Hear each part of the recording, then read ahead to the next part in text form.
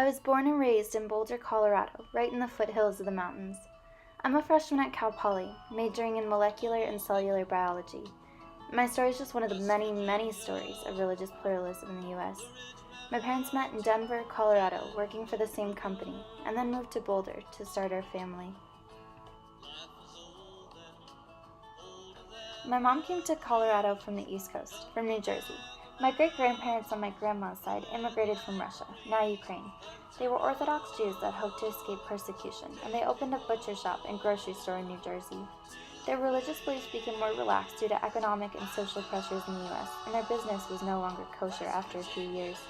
They spoke Yiddish, but never passed it down to their children or grandchildren.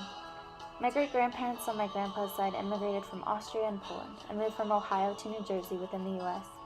My great-grandfather had very strong Jewish beliefs, and I don't know about my great-grandmother. Even though their parents were religious, my grandparents were not. My grandma and her sister never felt called to religion, but her brothers were religious, and one even converted to Orthodox Judaism through marriage. My mom and her siblings were never taken to temple, although they did celebrate Jewish holidays. My aunt and uncle, both married Christians, and don't go to temple, but celebrate Jewish holidays still. My mom moved to Colorado seeking the natural beauty and wide open spaces of the state. She's not a fan of organized religion, so she doesn't go to temple, but she believes in God and finds God in nature. My dad grew up in the tiny town of Macedonia, Iowa, population 300. He and his siblings went everywhere from Missouri to Nebraska to Washington to Texas to Wyoming to Colorado. Some of my aunts and uncles still attend church, but none of them have retained the religious beliefs they were raised with. My grandma Joanne was a devout Catholic that raised her 6 children as such. My grandpa's religion was football and wrestling, as a teacher and the coach for both sports at the only high school in town. The Catholic Church was an important resource for my dad's family. They were a poor family in the Midwest, and the only day they had butter was on Thanksgiving. The religious community helped during some of the harder times. My dad doesn't attend Mass anymore, but he believes in God and an afterlife. We celebrate Christmas, Easter, Hanukkah, and Passover, but religion plays a much smaller part than presents. My sister isn't religious. She's gone to Jewish temples, Buddhist temples, and Christian churches, but never found a deep connection. She took a birthright trip to Israel a few years ago, and still celebrates Hanukkah and Passover. Her fiancé is Christian. She celebrates Christmas and Easter with him and his daughter.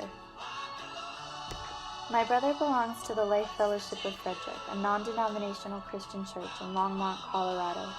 He started going to church when he met his future wife, and was eventually baptized. They attended church at the church that his wife and her family had been going to for years, but then moved to Calvary Baptist Temple. The distance was too much, and they ended up at Life Fellowship. How important is their religion to them? Quote, in a word, very, unquote.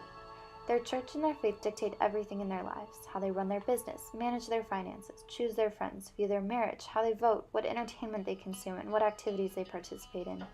They go to church once a week, attend midweek Bible study, lead a young adults group on the weekends, do personal Bible study at home, and pray throughout the day, before a meal, after a difficult meeting, or after something great happens. My sister-in-law Shelby grew up going to church, but made the decision to accept Christ into her life after taking a comparative religion course in college. For her, Christianity is the only religion where God reaches out to us, where not everything hinges on us.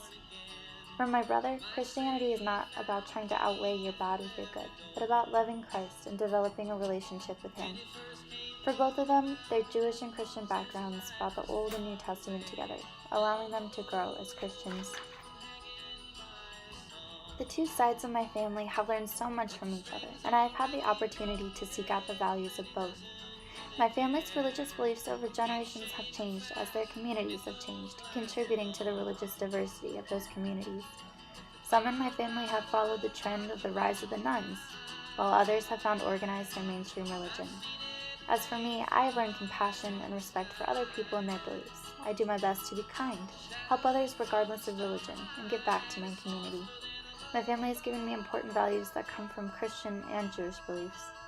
Now that I'm here in San Luis Obispo, experiencing the religious diversity of California, I can appreciate even further the importance of religious pluralism in every aspect of life and the sheer diversity of that religious pluralism.